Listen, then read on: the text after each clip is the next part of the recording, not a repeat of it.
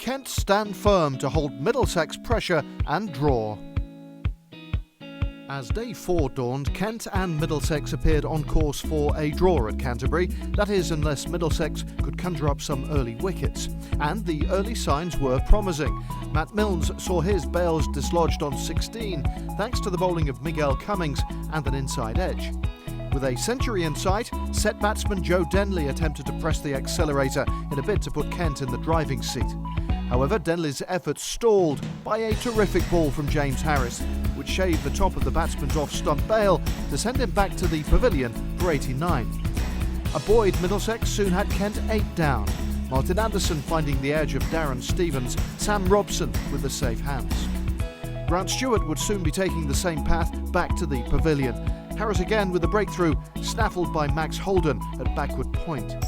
The Kent lower order were powerless in the face of the Middlesex attack. Habibullah Kadri threw his bat at a wider one. Cummins wrapped up the Kent innings to claim a 5-wicket haul.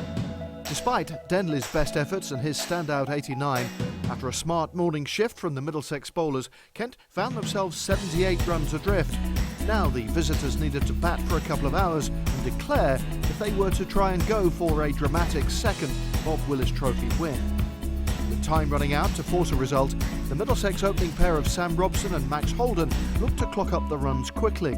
Holden took on the leading role, 3 boundaries dispatched in 1 over. Both Robson and Holden carried their bats to lunch, with Middlesex on 34 without loss and a lead of 112. The resumption after the lunch break saw Middlesex make great strides, Robson and Holden fair racing out of the blocks. The pair's rapid rate of scoring saw the 50 partnership chalked up from 82 balls. And the runs just kept on coming, boundaries and speed between the stumps, a powerful combination.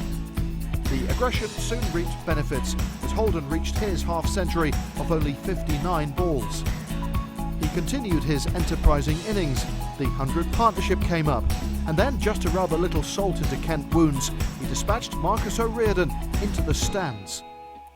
Robson would soon join his opening partner in reaching his half-century milestone, his just a little slower, off 96 balls. As the afternoon session began to draw to a close, Holden and Robson showed no signs of relenting, continuing to dispatch the Kent bowling attack to all sides of the ground. Holden, though, would find himself attempting one heave too many, advancing down the track and hitting an O'Riordan delivery into the air, gleefully taken by Denley. Much to Kent's dismay, the loss of Holden did little to slow the rate of scoring, Robson taking on the role of chief aggressor.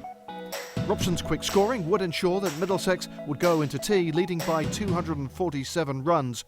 Tea brought a declaration from Middlesex, which meant Kent would need to chase 248 to win in the final session of the day. After tea, Kent's best form of defence was attack, as openers Daniel Bell-Drummond and Marcus O'Riordan freed their arms. And their fearless approach soon brought up the 50 partnership of only 57 balls. The tide was turning. With the runs flowing and wickets hard to come by, though, captains Stevie Eskenazi and Sam Billings came together to shake hands on a draw. Despite the frustrating rain throughout, both sides will be happy with their 4 days' work. Robbie White, the standout batting performer for Middlesex, with his 99. But much kudos must also go to Miguel Cummins and Darren Stevens for their outstanding fifers. Kent will be thanking a superb 89 by Joe Denley for preventing a second defeat, a vital innings that took time out of the game. And despite that late pressure from Messrs Holden and Robson, both sides forced to settle for their first tie of the Bob Willis Trophy.